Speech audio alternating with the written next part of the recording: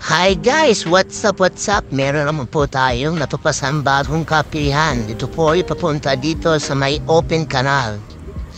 Halina't samahan niyo ako mga kabiyahis kahit isama niyo po ang buong barangay dito mga kabiyahe.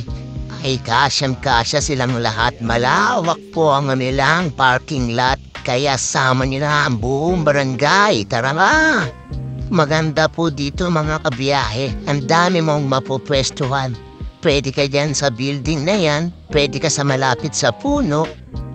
Super lawak po talaga ng kanilang lugar. Kaya pwede ka dito magpaikot-ikot. At dito nga sa kabilang side na to, makikita mo merong isang jeep. At akala ko nga may biyaheng papuntang Baklaran mga lodi, pero maganda palang naisip nila na maglagay ng jeep. Pwede po dito sa mga family, pwede rin po dito sa mga magsyota o mag-girlfriend, at pwede rin po dito sa mga tropa o magkaibigan. At saka pwede rin po dito sa mga nagmomotor, o diba? Sa mga tropang nagmomot-mot dyan, pwede dito. Tulad nitong tropang to, diba? Nakamot-mot kasi may mga helmet, o. Ang ganda ng pwesto na dito. Nasa ilalim ng puno. Maraming puno po dito, kaya medyo hindi siya mainit. Presko siya. O diba? Habang naglalakad ako dito, meron akong napansin salamin, kaya ito, nag-extra muna tayo, diba? At dito nga mga kabiyahe, magme-mekos-mekos tayo, mekos-mekos para makita ang views nila.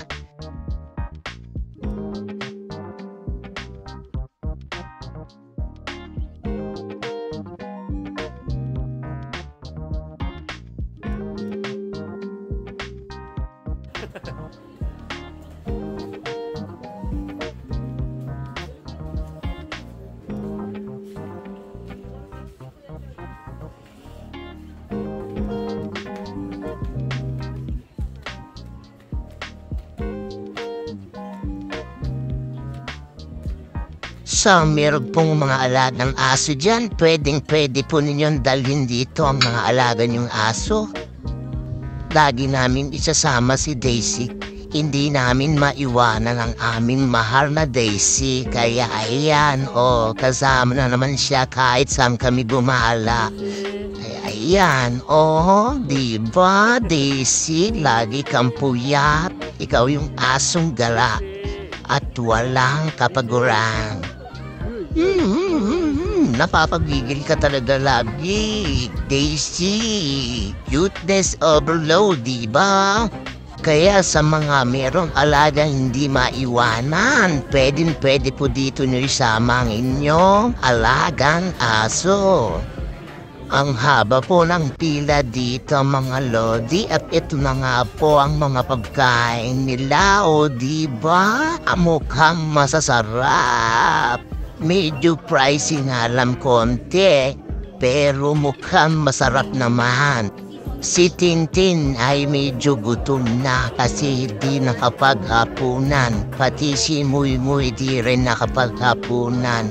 Ano kaya ang o-orderin nila dito? Diba? Masarap naman ang mga pagkain niya. At ayun nga si Kit-Kit nag-aantay doon habang nakaupo. At dito lang kami nakapila. Ahantay kung anong aming o-orderin. At ito naman po ang kanilang mga tinapay. Diba?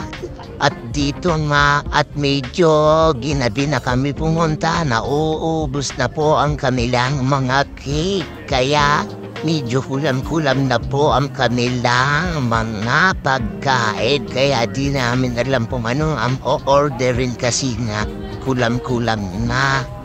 Adahan niyo sa sunod ang punta para kompleto ang inyong makakain dito. Kasi hanggang 10 lang po yata sila dito.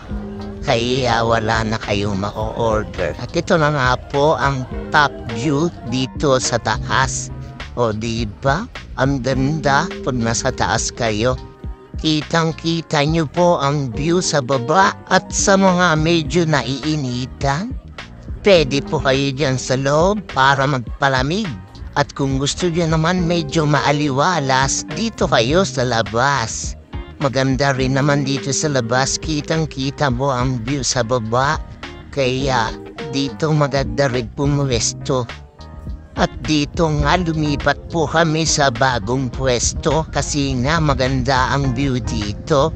Kaya pagdating ng pagkain na to, ito na nga titikman na namin kung anong lasa. O diba si Daisy nga takam na takam, gusto nang kumain. Kaya ito hinalo-halo na ng misis ko. At ito na nga titikman na nga nila itong spaghetti. O tingnan natin kung anong reaksyon ni Muy Muy. O diba? Anong lasa, Muy, ha? Anong lasa? Anong lasa? Di masyado? At ito na nga po ang aking pinapahihintay, ang matikman ng spaghetti nila. Oh, diba? Ang sarap-sarap. Parang Jollibee. At sa gustong magpa-pre-taste dyan, magpa-pre-taste na po kayo sa akin kasi sa akin lahat masarap. At ito nga pala yung order ni Muy Muy, hinilap namin napakita ang pagkain kasi nga nakalimutan. At ito na nga po ang ebidensya, ubos simut sarap.